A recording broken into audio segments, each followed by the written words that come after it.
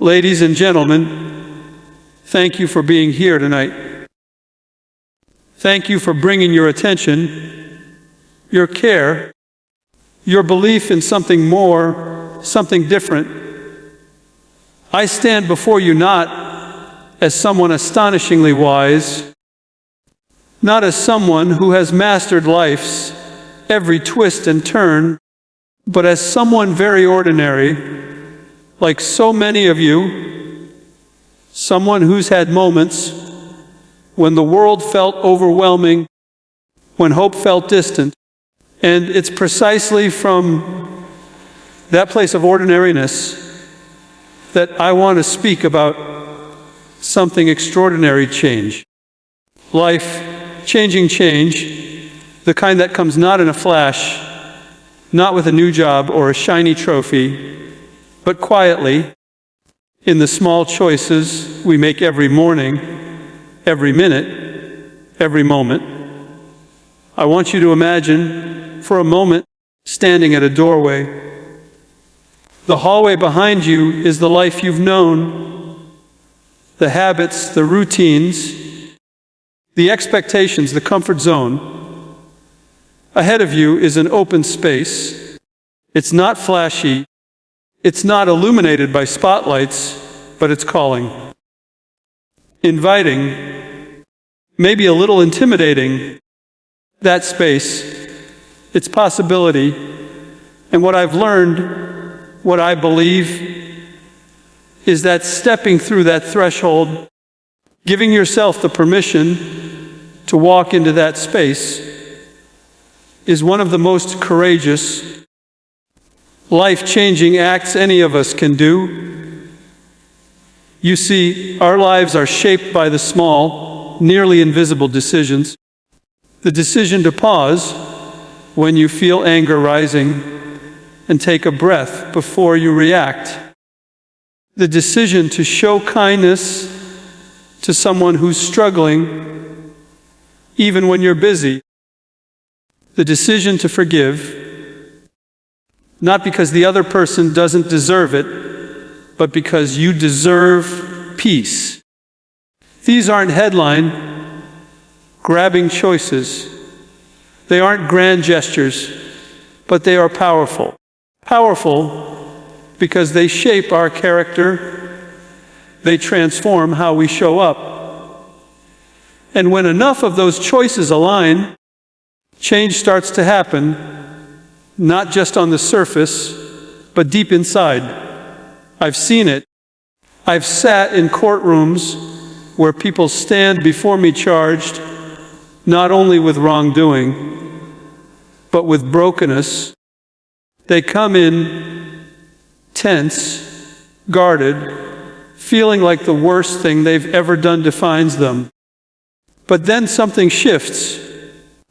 It might be a gentle question. What are you hoping for? Or simply, tell me what brought you here today. And in that moment, when someone gives voice to the hope behind the mistakes, when someone names the hurt and still believes things can be different, change begins. Maybe not instantly, but it begins. Because the moment we allow ourselves to be seen, to be acknowledged, to be heard, we give the soul space to start changing. Change doesn't always announce itself with fireworks. It whispers. It begins with a quiet conviction, I can do better. I want to be kinder. I want to try again. I want to learn. And I want to trust that I can. That whisper starts in your heart. You hear it in a moment when you're alone, when the rest of the world's noise recedes, and you feel a little spark. That spark is your invitation. Tonight, I invite you to listen for that spark. It might come when you're reflecting in the quiet hours, or when you're serving a cup of coffee, or offering a seat to someone who needs it. It might come in a conversation that surprises you, a moment of connection that leaves you changed, and when you feel it, when you hear that whisper, act on it. One small step, one act of courage, one turn towards something better. That's how change begins. That's how lives shift. That's how futures open up. Maybe you're thinking, I don't have what it takes. I've had people say that to me. They look at life's obstacles, habit, fear, history, and see insurmountable walls. But let me tell you, none of the people I've met who changed, deeply, truly changed, ever started believing they were perfect. They didn't even begin believing they were capable. They started believing change, real change, was possible. That made all the difference. Let me share a small something years ago. There was someone quiet, shy, who struggled with rage. Something small would set them off. An accident in traffic, a harsh word, a memory. Anger would rise like a storm, and it would feel unstoppable. Then one day, something changed, not in a flash, but in a pause. In the moment, they took a breath instead of lashing out. And they did it again and again, and people noticed. A friend said, "You didn't yell when you usually do." And each time they held back, they felt, maybe for the first time, that they could choose something different: patience, calm, forgiveness. That's how the storm melted. Not with thunder, but with steady, quiet choice. That's life changing. Now I ask you to consider this. What's your storm? What's the anger, the despair, the habit, the pain that you want to leave behind? And what is the small pause, the calm breath, the word of forgiveness, the act of kindness that could begin to dissolve it? Think about the change you long for, and then imagine doing just one simple, courageous thing today that aligns you minute by minute toward that. Some of you might say, "This is too simple. I have bigger problems." And you're right. Life is not all small moments. Sometimes it's tragedy, addiction, despair so sharp it feels unbearable. But even in those darkest places, when all you can do is breathe, that breath is choice. When all you can do is reach out for help, that reaching out is courage. When all you can do is allow someone to offer a hand, that letting go of pride is redemption. If there is one thing I've seen over and over, it is that as long as there's breath, there's possibility.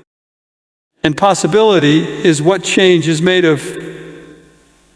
I've seen neighbors rally in the face of loss.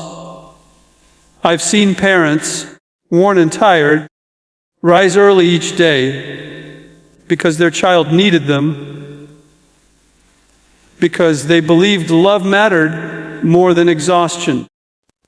I've seen strangers become friends by a shared snack or shared story. I've seen apologies build bridges stronger than any law. You might think such moments are small, but I say they are monumental. They are cracks in the ground where new life can sprout. And new life, rebirth, begins. So tonight, let's imagine ourselves together stepping through that doorway, holding onto the choices that feel hard but right, forging a new path, not by grand leaps, but by tiny, faithful steps, facing ourselves, facing one another with honesty, offering grace when it's hard, refusing to believe that this is just how it is, and saying, no, it can be more. It must be more, because life, yours, mine, ours, is too precious to settle for less than kind, less than hopeful, less than loving. Sometimes we feel stuck, trapped by past choices. But remember, the past is not you. It is the soil where you're growing. If the soil is barren, you can plant new seeds. If it's rocky, you can clear the stones. If it's overgrown with weeds, you can pull them one at a time. And every time you pull one out, you make room for what you want: compassion, joy, peace, dignity, love. I know it's hard. I know you might feel alone, but you are not. We are here together right now. And what you do matters, not just for you, but for all of us. Because when you choose kindness, you create space where someone else can breathe more easily. When you choose truth, you inspire honesty in others. When you choose humility, you make it safe for someone else to admit they're struggling. When you choose forgiveness, you release burden from your own heart and theirs. Here and now, I invite you to make a quiet vow, not a promise to be perfect, but a promise to try. Try to speak with honesty. Try to act with love. Try to be aware when life's noise drowns out that quiet voice calling you toward what's better. Try to step through that threshold, 1 inch, 1 choice, 1 breath at a time. I believe in this power that lives in us all, the power to change, not to undo everything we've done, but to carry it with grace, to be shaped by it, to become better.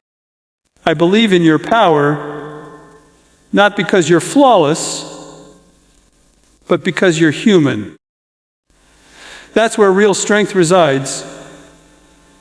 That's what life changing looks like, not lightning, but steady, courageous, loving action that expands and echoes beyond ourselves. Love is proven, not proclaimed. That's a sentence that sounds simple, almost obvious, but if you sit with it long enough, you realize how deeply it cuts against the grain of how we often live our lives. We live in a world full of noise, full of declarations, full of people saying, I love you, I've got your back, you mean everything to me. But love is not measured by how loudly we announce it.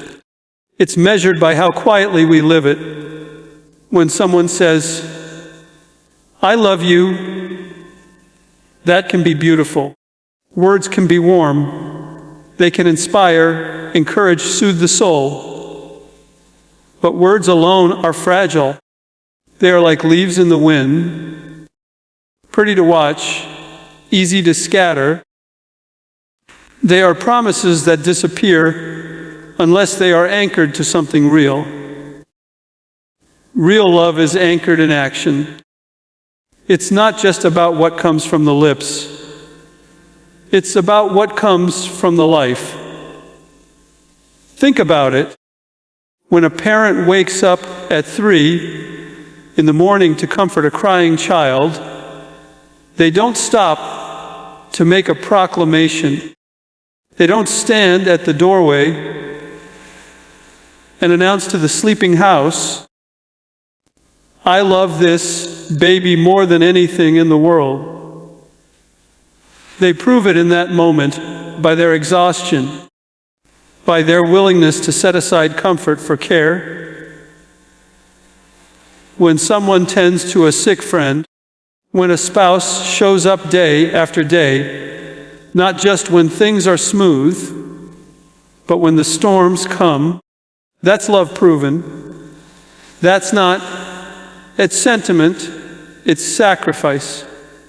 It's easy to say the words when we feel good, when the music is playing, when the lights are bright and the room is warm, but love is tested and therefore proven when things are inconvenient.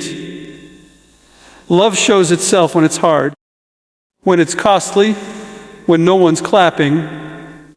It shows up not in the speech, not in the poem, but in the choice to be there again and again, even when no one notices. I've met so many people who've been hurt, not because someone never said, "I love you," but because someone said it all the time and didn't mean it. They said it as if it were a magic phrase, as if the sound of those 3 words would do the work that only consistency can do. But love doesn't live in syllables.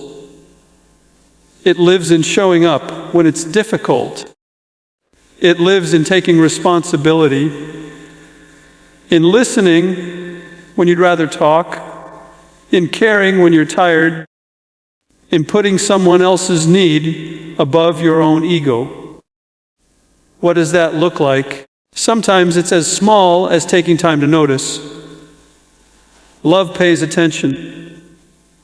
Love remembers. Love sees what the other person actually needs, not just what we feel like giving. It's remembering the coffee, just the way they take it. It's noticing the quiet sadness in their eyes, even when they say, "I'm fine." It's stepping into their world, not just inviting them into ours. Love is in those tiny, almost invisible choices. And those choices, repeated over time, say more than any proclamation could. There's a danger in mistaking emotion for love. We feel affection, we feel passion, we feel a rush of warmth, and we think, this is love. But emotion is a spark. Love is the steady fire you feed day after day. Emotion is the announcement. Love is the life that follows. And that life is built on patience, on forgiveness, on humility. It's built on willingness to keep showing up even after mistakes. When you love someone, you don't just say it once. You prove it in 1,000 ordinary ways. Consider this. How do we know a tree is alive? Not because it shouts it from the branches, not because it's decorated with signs saying, "I'm alive." We know because it bears fruit. We know because it stands through the seasons, because its roots go deep. Love is the same way. We know it's real because it bears fruit. Patience, kindness, loyalty, gentleness, sacrifice. You can't fake that. You can say, "I love you," with your lips while your life says, "I don't." But the truth always shows up in the harvest. When you love someone, you choose to act in a way that's good for them, even when it's inconvenient for you. Love means doing the dishes when you're exhausted. Love means listening to the same story again because it matters to them, even if you've heard it 100 times. Love means protecting someone's dignity even when you're angry. Love means showing mercy when it would be easier to keep score. That's love proven. We live in a culture obsessed with grand declarations. We post our feelings online. We buy the biggest flowers, the most dramatic gifts, the boldest gestures. There's nothing wrong with gifts or celebrations, but if there's no life behind them, if there's no patience, no respect, no compassion, then those gestures are just empty glitter. True love doesn't need a stage. It doesn't need applause.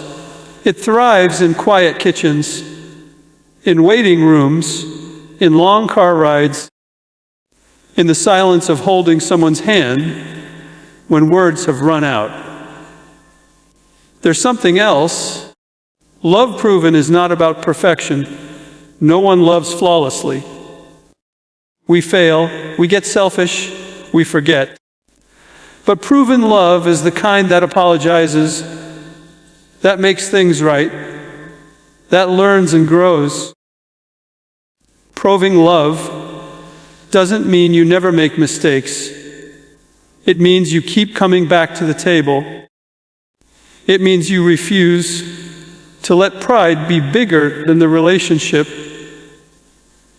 It means you keep choosing the other person even when your feelings wobble, and feelings do wobble. Love is not a constant emotional high. It's a constant act of the will. You see this in the people who have been together for decades. When they speak of love, they don't just talk about the beautiful trips or the candlelit dinners. They talk about the hospital visits, the tough years, the times when money was tight and nerves were raw, and yet they stayed, they supported, they forgave. That's love proven over time. Not because they said it every day, because they lived it every day. And love proven isn't just for marriages or romances. It's in families, friendships, communities. It's the neighbor who checks on you during a storm.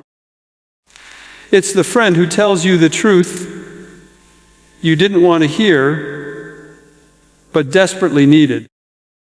It's the mentor who believes in you even when you fail. These people may not proclaim their love, but you never doubt it. You know it by their actions. You feel it in the way they show up, the way they give of themselves without expecting applause. There's a profound kind of courage in proving love. It means being willing to do the unglamorous work, to show patience when it's easier to snap, to stand by someone who's hurting even when you can't fix their pain, to keep investing in the relationship when there's no immediate return.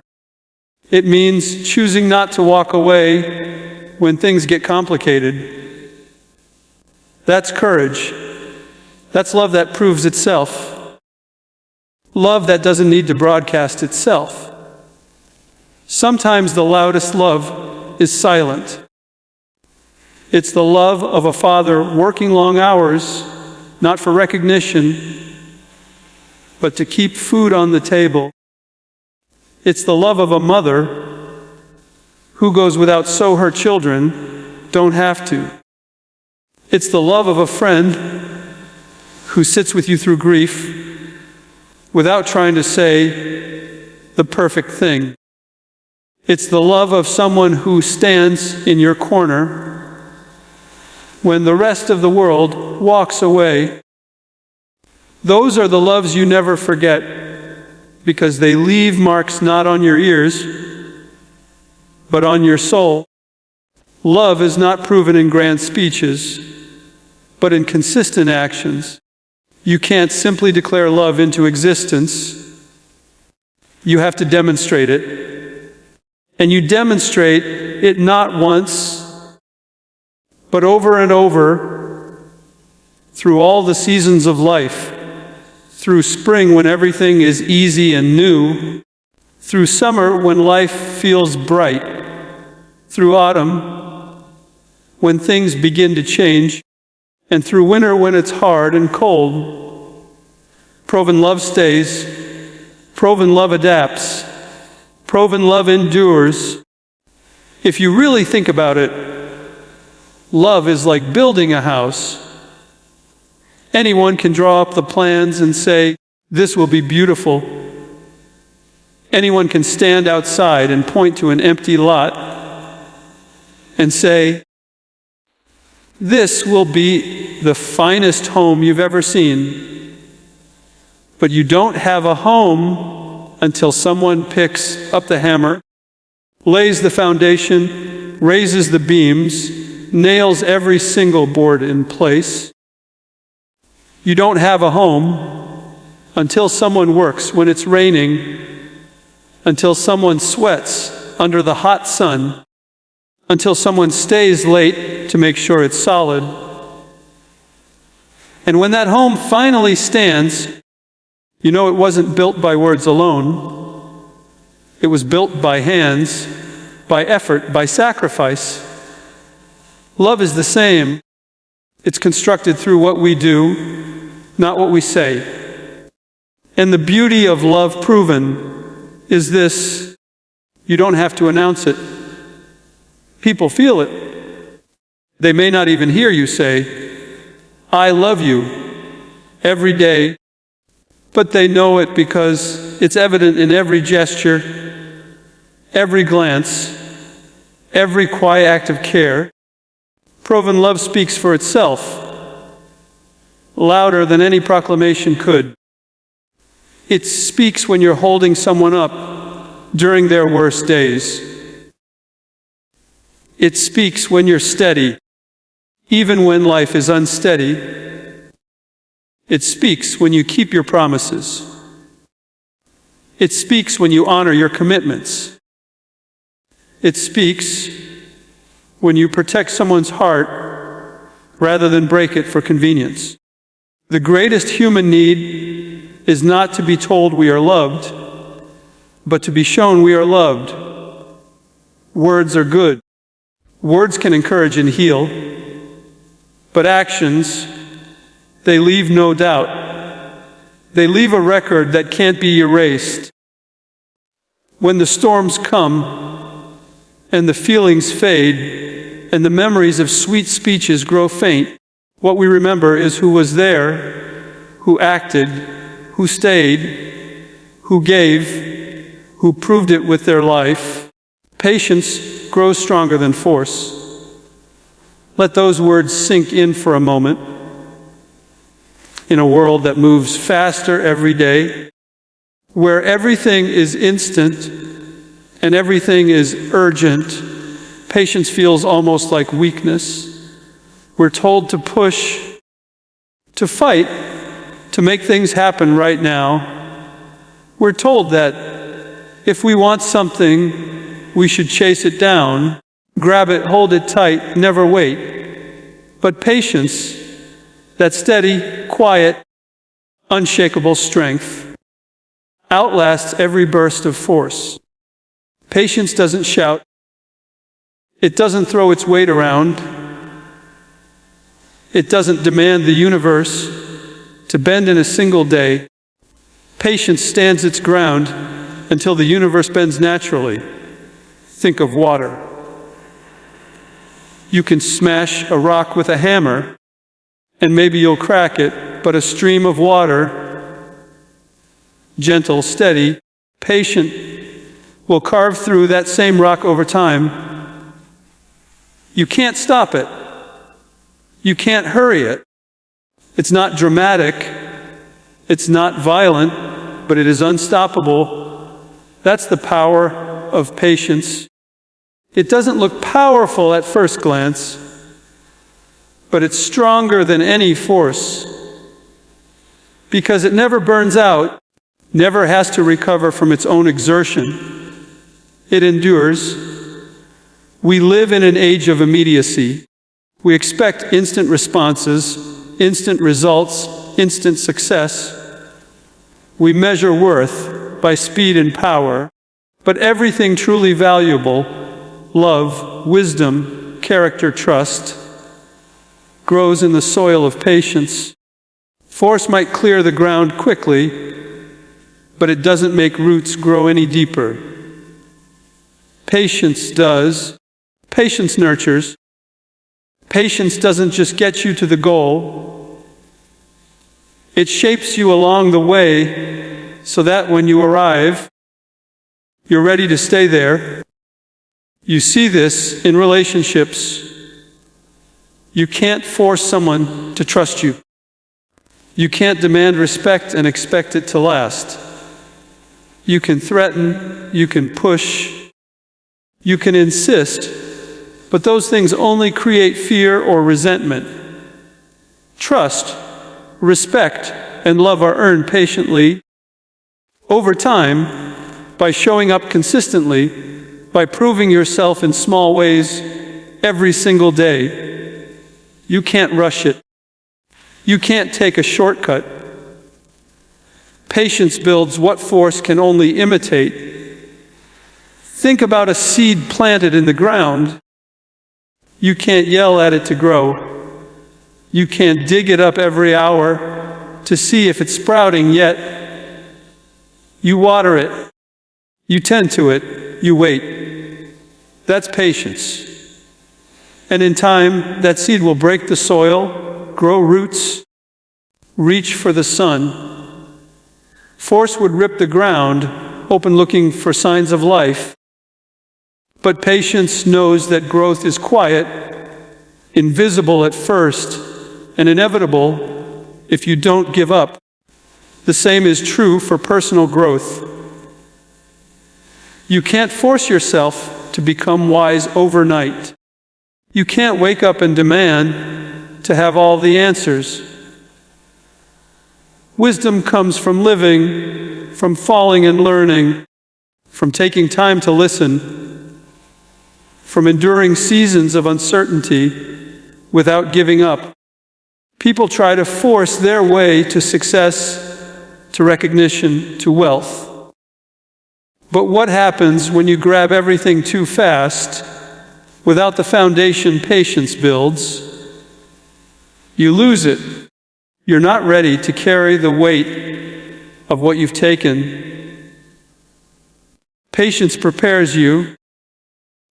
It makes you strong enough to hold what you've earned.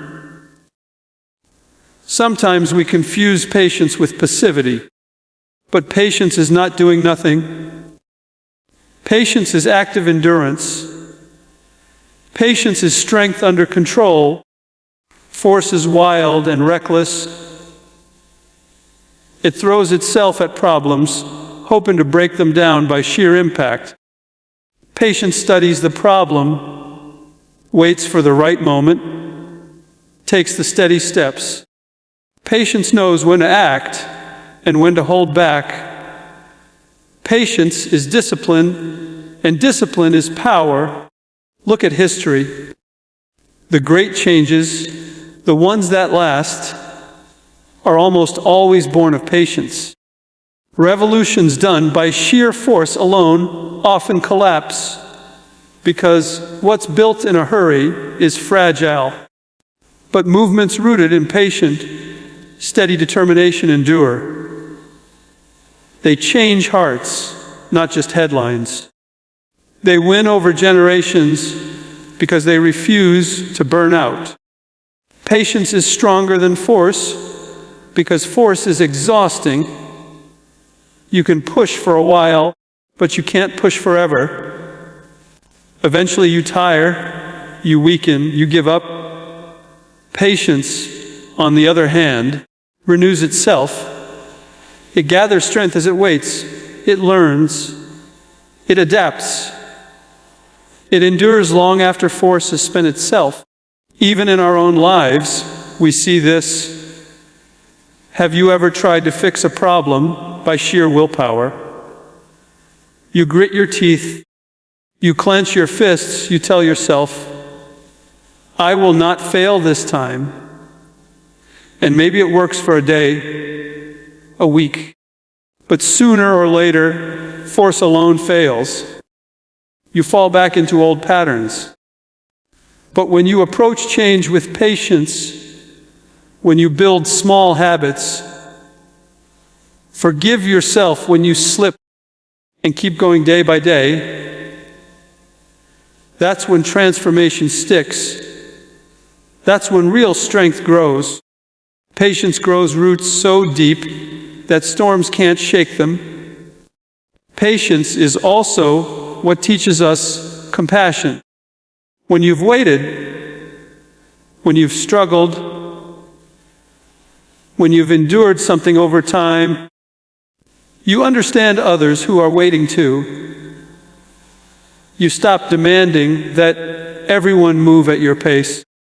You stop expecting instant perfection from the people around you. Force says, hurry up, get it done, or you're worthless. Patience says, keep going, I see your effort. You're growing even when it's slow.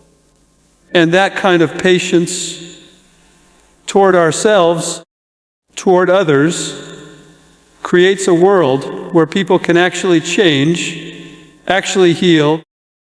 Patience is stronger than force because patience doesn't need to prove itself. Force is insecure. Force shouts, look at me, look how strong I am. Patience whispers, watch me endure, watch me outlast you. And it does. It always does. It's like the tortoise and the hare. The hare burns energy, rushes forward, shows off, but gets tired and distracted. The tortoise just keeps going. Slow, steady, relentless, and in the end it wins. You can see this truth everywhere, in nature, in history, in human hearts. A river cuts through a canyon not because it is violent, but because it never stops flowing.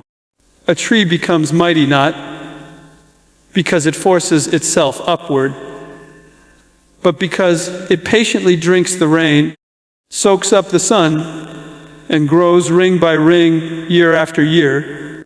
And when storms come, the patient tree bends, but does not break. Force is rigid.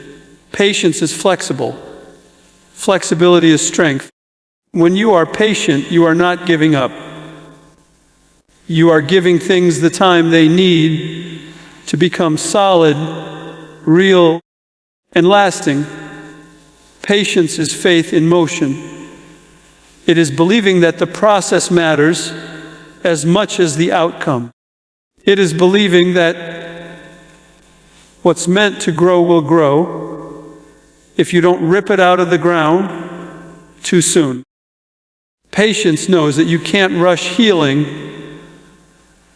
you can't rush understanding, you can't rush love, and you can't rush greatness. All of these take time to mature, and if you try to force them, you end up with something shallow and brittle. Patience teaches humility. It reminds us that we don't control everything. We can plant seeds, but we can't control the rain. We can build ships, but we can't control the wind. We can prepare, work hard, and stay steady. But there are forces greater than us, and patience aligns us with them.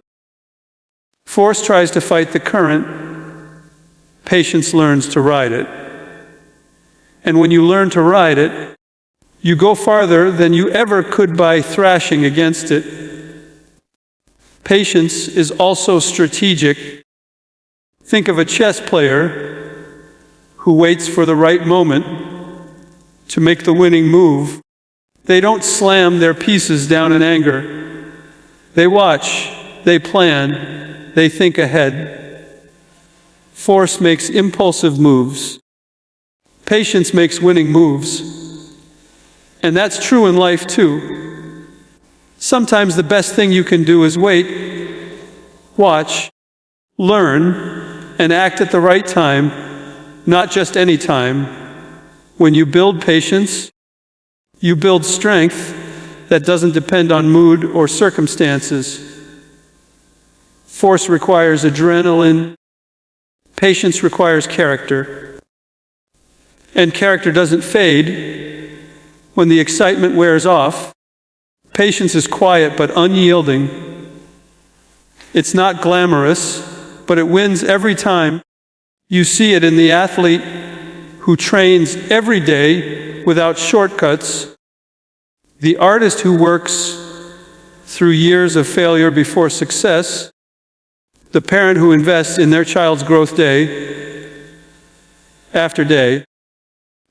These are not people who relied on bursts of force.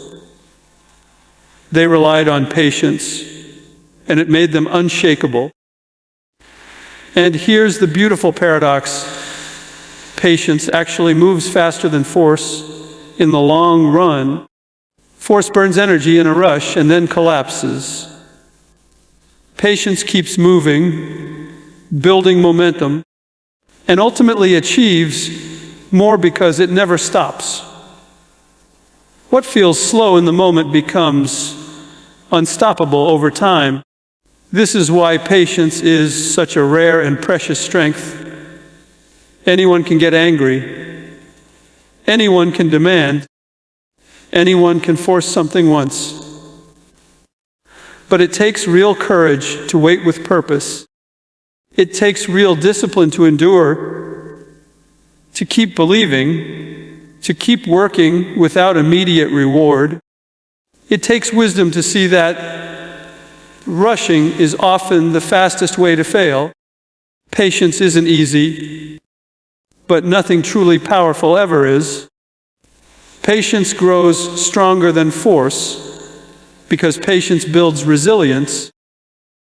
It builds you into someone who cannot be easily broken, someone who does not panic when things take longer than expected, someone who trusts the process even when it's slow. Patience transforms your inner life. It quiets fear. It gives you clarity. It allows you to act from strength, not from desperation. And when patience becomes part of you, you start to see everything differently. You stop comparing your journey to others. You stop needing to win every battle right now. You start focusing on what really matters. The steady progress, the deep roots, the lasting growth. And you begin to realize that life is not about forcing everything to happen your way. Life is about aligning yourself with what's true, what's worth waiting for, and then steadily, patiently, moving toward it until it's yours. Time is the only wealth you can't earn back. Let that sit for a moment. You can lose money and earn it again. You can lose possessions and replace them. You can even lose your reputation and rebuild it. But when time is gone, it is gone forever. Every minute that passes, every hour, every day, it leaves and never returns. That's why time is the most precious thing you own. Even though you can't hold it in your hand, even though you never see the balance written on a bank statement, you're spending it every moment you're alive, whether you realize it or not. The only question is, what are you buying with it? Most of us live as though we have endless time. We waste it on grudges. We trade it for things that don't matter. We assume tomorrow will always come. But tomorrow isn't guaranteed. Not for me, not for you, not for anyone. And if we truly understood that We'd treat every moment as the treasure it is. We'd stop measuring wealth only in dollars or possessions, because none of those can buy back a single second once it's gone. Think about how we treat money. We plan for it, save it, invest it, track it carefully. But time, we spend it carelessly, as if we have an unlimited supply. We kill time, we waste time. We let it slip through our fingers without a second thought. Yet when the end of life approaches, no one asks for one more paycheck, one more luxury car, one more bonus. They all ask for one thing: more time to love, to forgive, to be with the people who matter, more time to do what they were too afraid or too distracted to do. That's how you know time is the truest wealth, because at the very end, it's all anyone wants.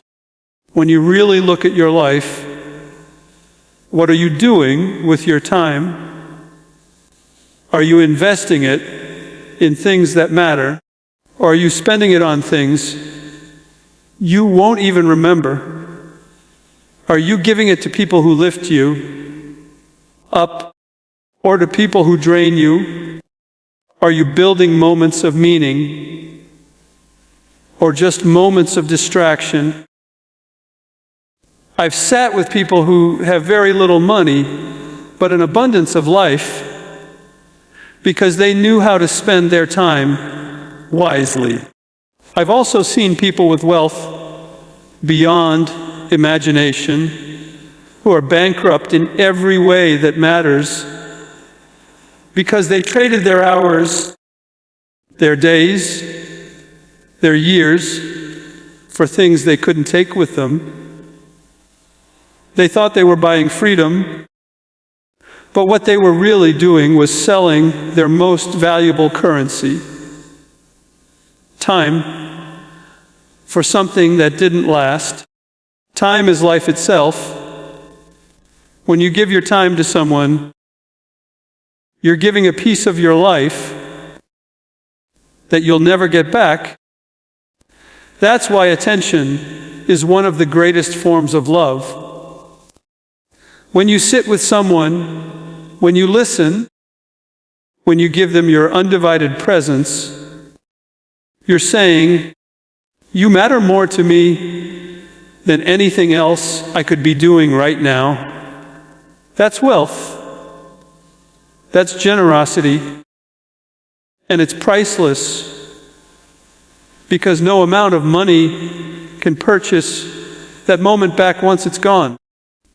We chase productivity, thinking if we just go faster, we'll somehow have more time. But speed doesn't give you more time. It just burns through what you have faster.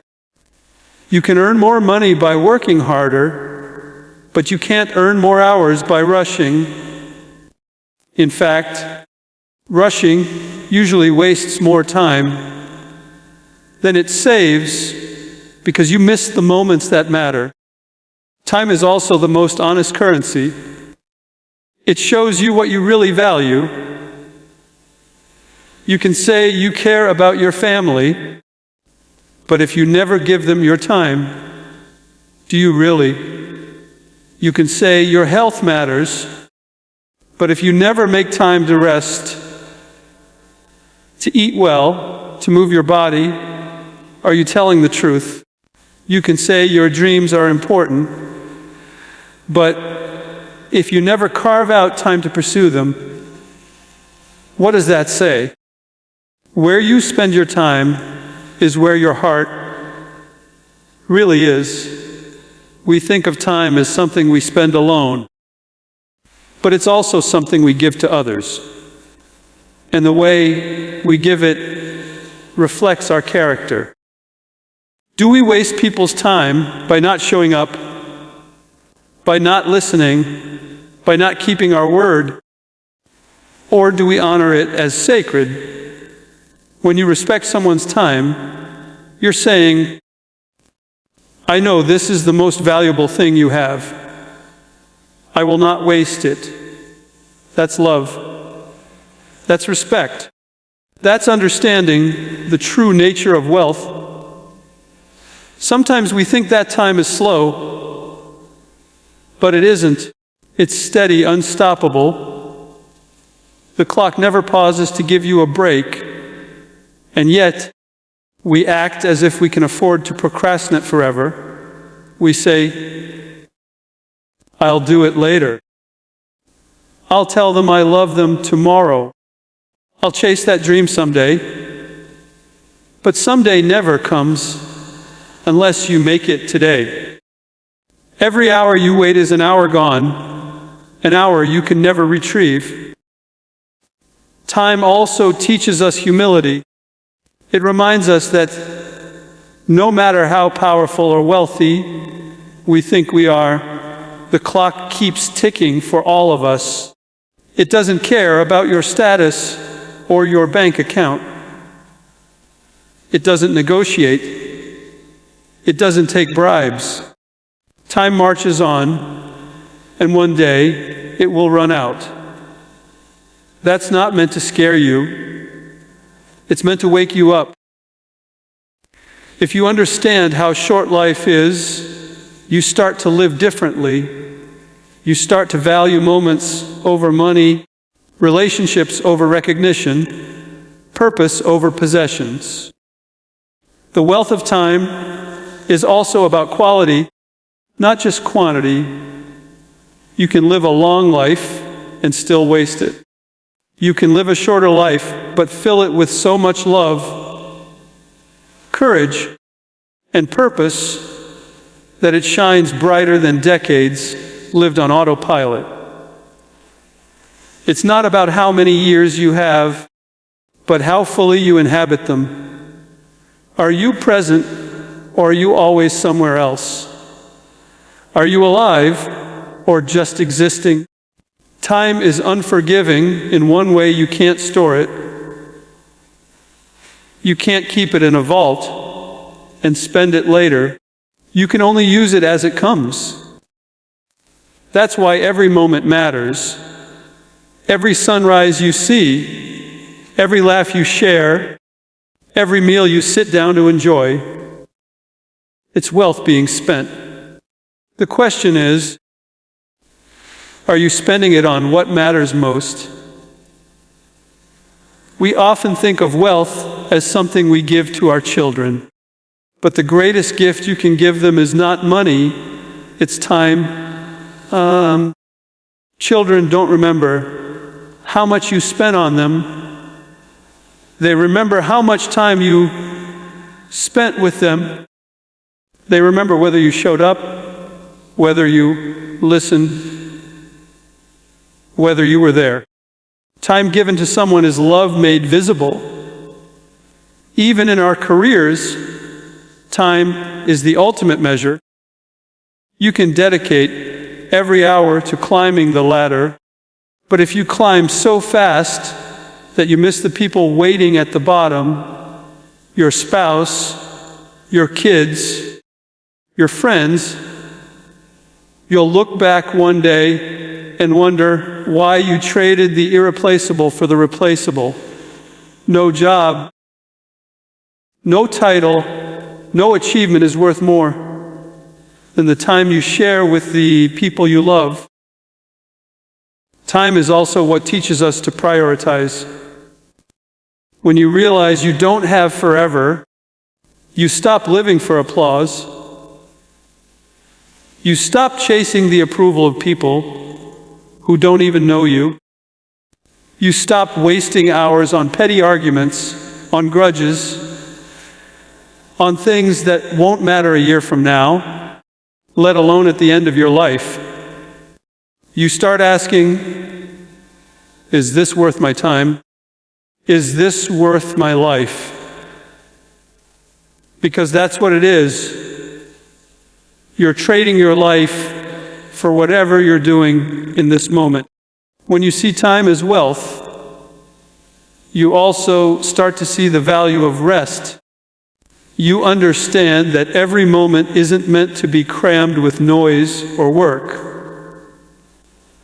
Rest is not wasting time.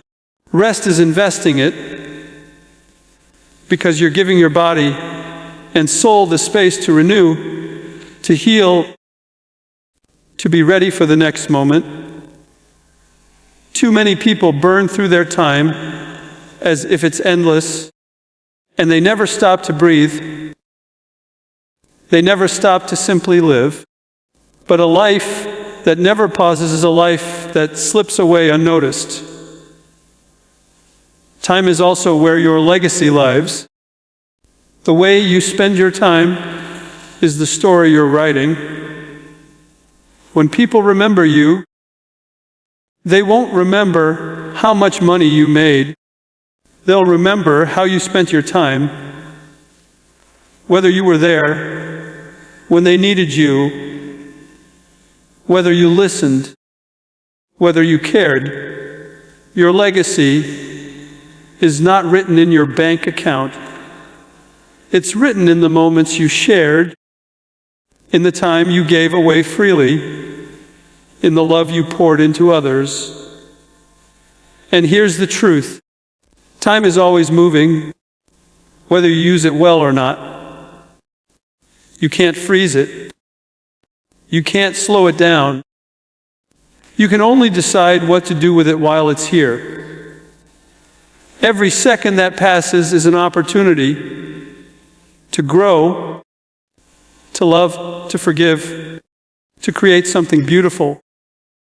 The tragedy is that so many people waste that opportunity thinking they have more time than they really do. They live as if they'll never run out of moments, and then one day they do. Time is the one wealth you can't earn back, because life itself is measured in time. Every breath you take is spending it, and the most powerful thing you can do is spend it on purpose. Spend it on people. Spend it on things that matter. When you understand that, you stop asking, how much is this worth in money?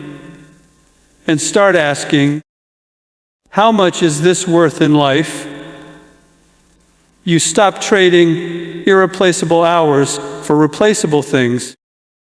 You stop letting distractions steal the moments that could have been filled with meaning.